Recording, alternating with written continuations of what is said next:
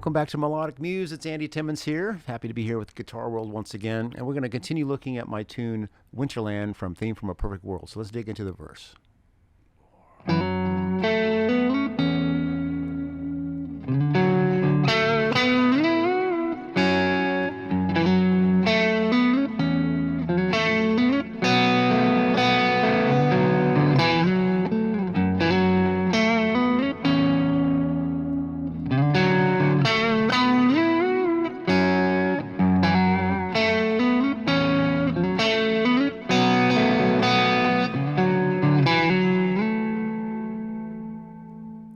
Next is the channel that sets up the chorus.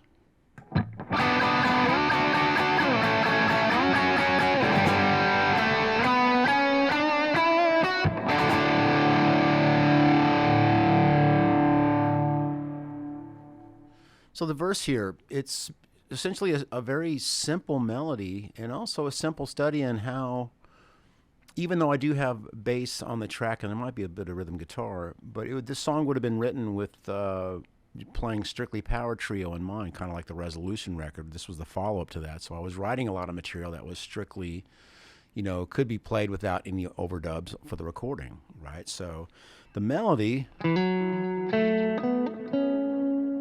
it's all F sharp minor. Would speak just fine and sound great with just the bass. It's a nice melody, but I wanted to, even if it's just me also, you know, playing the root, which Mike, you know, likely is in that vicinity, being the bassist, it's just kind of nice to have those ringing together. And so there I would have, to get to that F sharp, I would have hammered from the E on the second fret of the D string. But then I'm also noticing that it's a little pickup on 2, 3, 4. So I've got my, you know, thumb wrapped around. Very Hendrixian. Now that depends on the, you know, the shape, you know, the size of your hand, how wide your neck is. My old signature Ibanez here is pretty narrow shoulder, so easy for me, and I've normal sized hands, I think.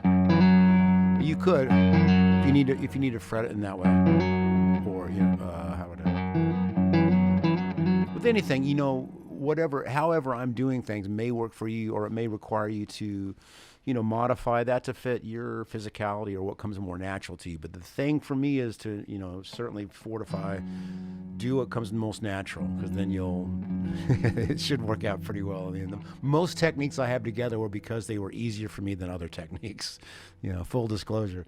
But here we go, that's so. And the A and B on the G string. And then there, I've got this just melody working up to that C sharp, the same C sharp that was in the intro. But now I've got it fretted on the G string in the 6th fret. And so that C sharp, then I sound with the low E, sliding up. And you also might have noticed now that I'm doing a bit of hybrid picking, where the pick is on the low bass notes. I'm using my ring finger. So that's all that ring finger. Now the same melody happens, but now I've got the chord changes to D, so I'm fretting the D. I think, how do I do that? Might be easier to do with the ring finger. And in the heat of battle, it changes on me sometimes, but it's usually the right notes. So I'm fretting that, you know, fretting the D on the A string. And there's that melody with the F sharp. So even just if it's solo guitar, you get the flavor of you hear the harmony changing. Sliding into it. And there I used my pick for the top note. Until the A string, then either way. So I'll just say, okay, D with the pick. And there's a little kind of a pedal tone.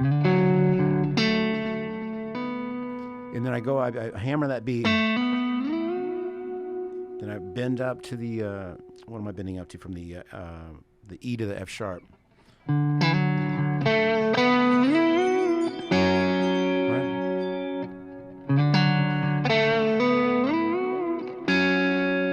Now for that B chord, I'm doing a dyad of an F sharp and a C sharp.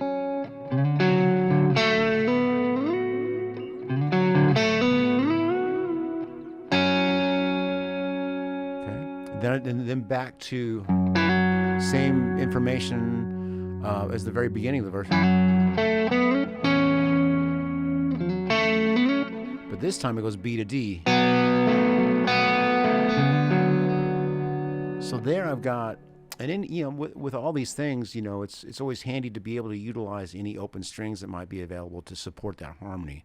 So this phrase here, it's over the B. The melody is F sharp and B, and then I'm fretting an A there. Then a little overhang is not a bad thing. Even though it's D major, that B's a nice kind of sixth sound. So let me play that from here.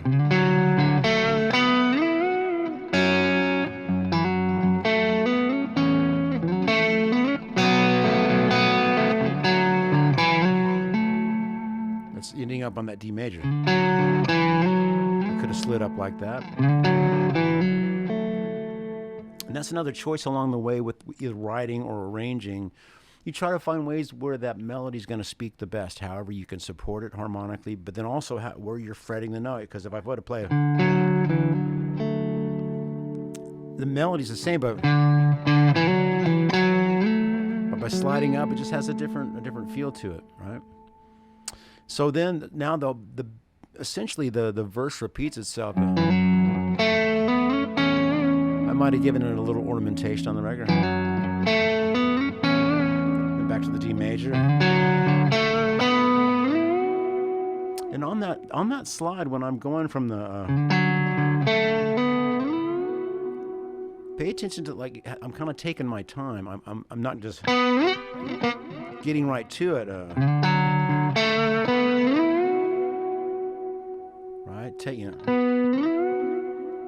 So there's so many things with each little individual part of these lessons. I hope that if there's one little bit that you need to kind of isolate, there's lots of good, like, exercises within learning these bits. So this, not only taking your time and sliding up to a bend, you know, you're reaching that E and then bending up that whole step. But what am I doing here? I'm not adding any vibrato, and I'm trying to get to the dead center of that pitch. So two things: it's not easy to put your finger on a fret and not add vibrato. That can be an interesting feeling for some people. We all we want to do something with it as guitar players. But isolate that little bit and make that an exercise.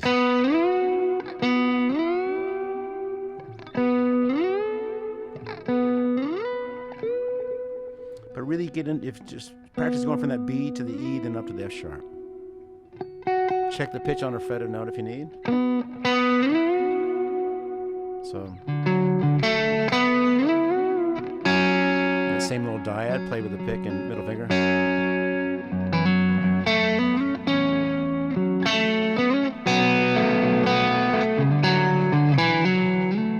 So that information is the same. I'm just repeating that. And here it goes to a little, kind of call it a channel. It's like a little pre-chorus leading up to the big, where the band kind of builds.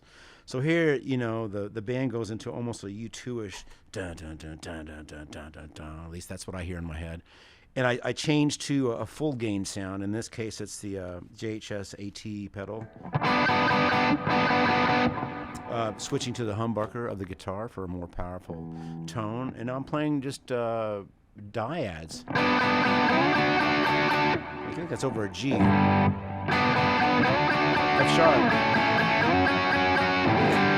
Oh, it would have been B minor, I'm sorry.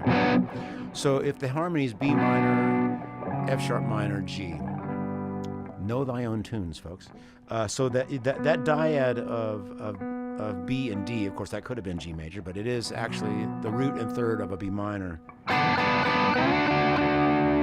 So this whole section, it's all on the G and B string, and I'm just downstroking.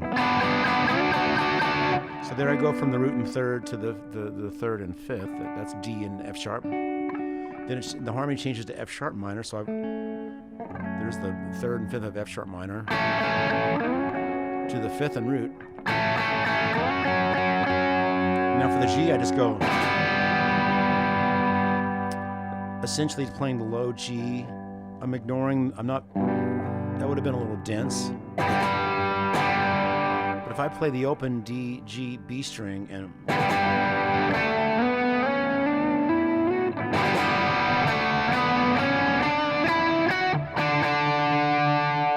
so that allows me to have a bit of a drone. I've got the open, I've got the B minor, F sharp,